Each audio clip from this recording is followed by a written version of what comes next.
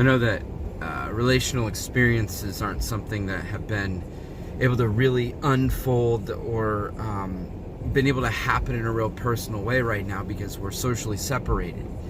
I mean, I understand that, we're living in homes with our spouses or our significant others. We're living in homes with our our loved ones, our children, our family. We're living in homes with the people that we care about, and there are some things that just go on that honestly are hard to reconcile. And as we've been allowed to be at home for long periods of time, we're beginning to discover that there are perhaps things that are unresolved. You ever notice the more time you have to think about things, the more you recognize some of those things? I mean, I know we can get distracted, and we try to get distracted. I mean, we go to Netflix, we go to Hulu, we go to Disney Plus, the new thing, or Amazon Prime Video, or Amazon Prime Shopping, or whatever, like some people call it retail therapy. And the development of the internet and online shopping centers, we are one purchase at a time, keeping the economy alive through online experience. But sometimes when we get into the quiet places, we begin to consider our relationships, or we're traveling down the social media feeds, and we've got that friend that's still on Facebook, but you can remember back in the day when something happened and that conflict is just unresolved. There's just something that happened between you two, and it's just not right, and it's not been right. It's not been healthy for a long period of time. Now, like I said, some of this is experienced in your own home. Some of this is experienced in church. Some of this is experienced in your families. Some of this is experienced in your friendships.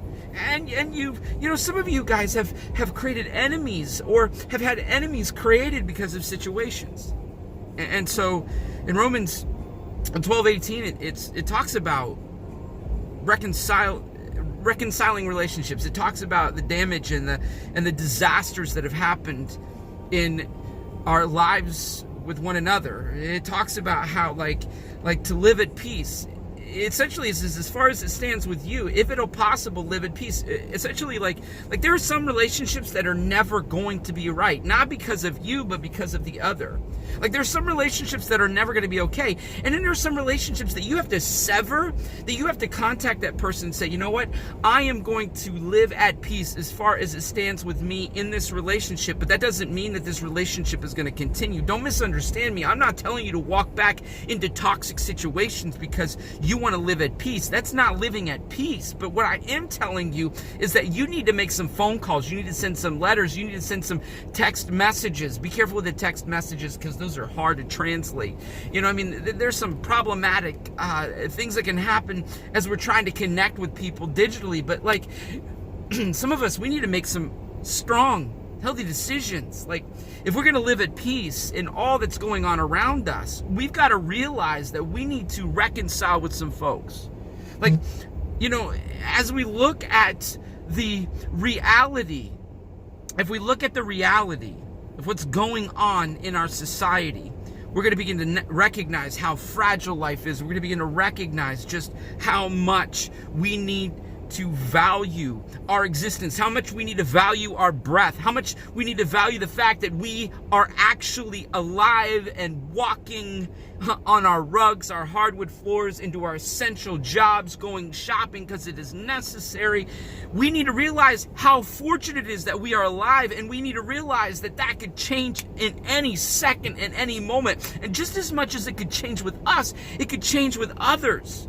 And so we got to make some decisions today, man. If you're going to live at peace, if you're going to lay your head down at night and know without a doubt, some of us forget about it, but without a doubt that things are okay, that you've made the right decisions to live at peace with others. If you're going to do that, you got to make some assertive decisions. You got to be honest and real and blunt and true about it.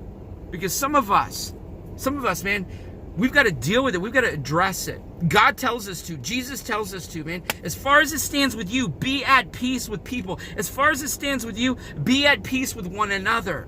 Jesus is at peace with you, right? Jesus is at peace with you. Why would you not want to attempt to follow in his footsteps, follow in his experiences, follow in his love? Guys, it's time for you to make some phone calls. It's time for you to make some decisions. It's time for you to make some social distancing connections and work at being at peace. It's time.